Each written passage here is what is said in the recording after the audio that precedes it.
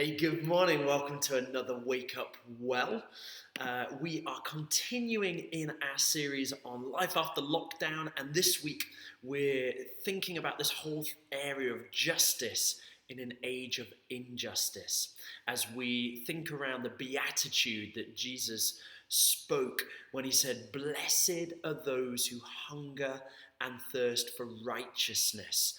And Nick on Sunday unpacked this idea that righteousness is not only something about our own personal right standing with God, but is something about the righteousness and the justice of God spreading into society and culture around us.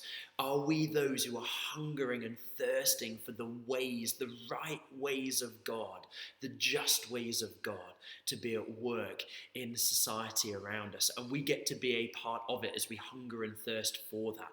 We will be filled and we will be satisfied. I just want to read a few scriptures this morning that are very straightforward. Psalm 82, verses 3, 4, and 5. Verse 4, let's jump in. It says, "Defend the weak and the fatherless. Uphold the cause of the poor and the oppressed. Rescue the weak and the needy. Deliver them from the hand of the wicked."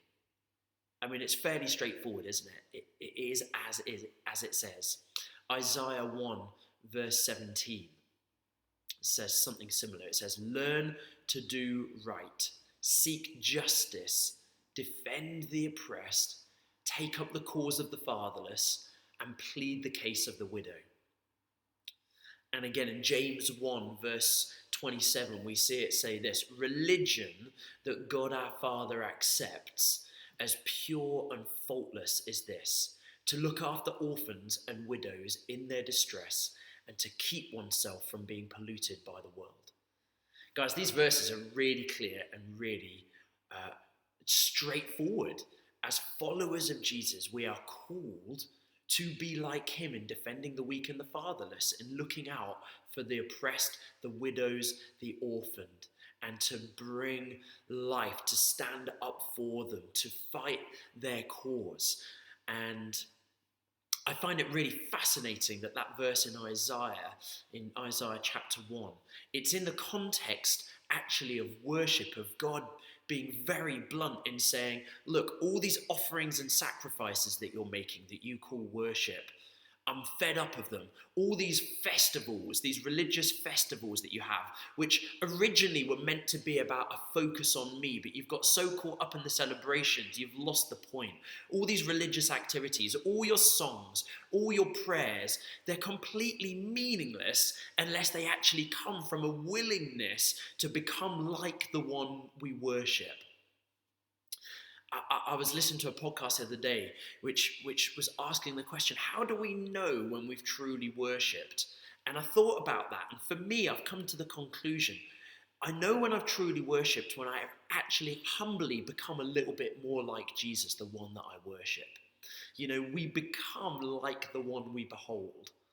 If we spend loads of time beholding sport, we'll just become obsessed with sport, and there's nothing wrong with that. But if that's what we put our primary focus on, then that's what we will sow. We reap what we sow. If we put our time and our energy into something, we'll become increasingly like what we put our energy into. If we put our focus on our religious practices, if we put our focus on the songs that we sing, on the ways of praying, the structures and the motions that we have when we come together and worship together, if our focus becomes actually on the process rather than on the one that we've come to worship, then we'll become just structured and traditional. But if we allow ourselves to actually behold Jesus, we'll become like him. And as we truly worship him, we'll see that he is the ultimate defender of the weak. He is the one who looks after the fatherless, the orphan, the widows. We just look at Jesus in the Gospels, and he was always with the outcast, with the oppressed, with the poor, with the weak, the ones that nobody else wanted to spend time with. So friends, I want to encourage us today. We don't do it to be accepted by God, but we do it because we love him. We put our eyes on him and we see that that's who he is, and we can't help but become like him. 2 Corinthians 3:18 says this: "We all, with unveiled face, beholding the glory of the Lord, are being transformed into the same image from one degree of glory to another." Some really simple challenges for us this morning. Are we truly worshipping Jesus more than worshipping the forms of worship that we've learned about? Are we allowing ourselves to just become totally undone as we see the beauty of the justice that Jesus lived out? On Sunday, Delroy shared a few things on the live stream, and I absolutely loved a couple of things he said. One of the things he said was, it was around the whole area of race, but we can apply this, I think, to any kind of area of justice. He said, don't be scared of starting the conversation. Don't be worried about getting it wrong. Don't let the thought of getting it wrong paralyze you from actually having the conversation, because nothing will happen until you get the conversation started. And friends, I want to encourage us today as we think about defending the weak and the fatherless, as standing alongside the oppressed. Don't let the fear of lack stop us from stepping out, whether it's a lack of knowledge or expertise, whether it's a lack of resources or finances or time. Just begin where you are and just get stuck in being the hands and the feet of Jesus today. Father, I want to ask you for each one of us, would you show us today where we can really genuinely engage with those who are fatherless, who are widows, with those who are weak, with those who don't have a voice in society? Would you show us how we can come alongside them? And like another encouragement that Delroy gave us on Sunday, not simply to include people, but to enable them to feel like they belong. It's costly and it does something. Just a really quick story. I came out of a Sunday evening gathering here at the Well a few weeks back, and I wandered down the road to Sainsbury's to buy some food. And as many of us will often know, for those of us who live locally around here, there's often homeless guys sat out there.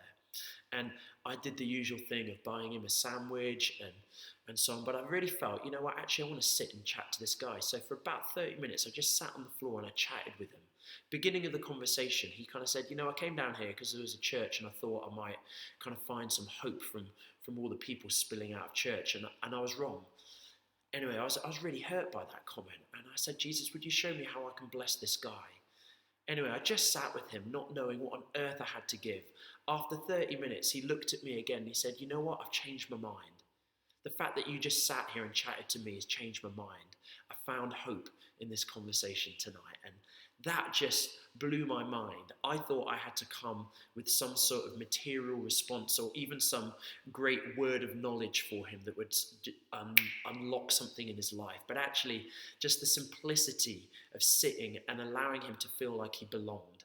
That wasn't even my clever intention, but it shifted something in him and it challenged me. So friends, I ask today, who could we get alongside, defend? Who could we get alongside and bring life and hope and help them feel like they belong today? I bless you as you step out in just being obedient to this call, as we look to Jesus, as we worship him and allow ourselves to become more and more like the one who is the defender of the weak and the fatherless. Have a great day, guys.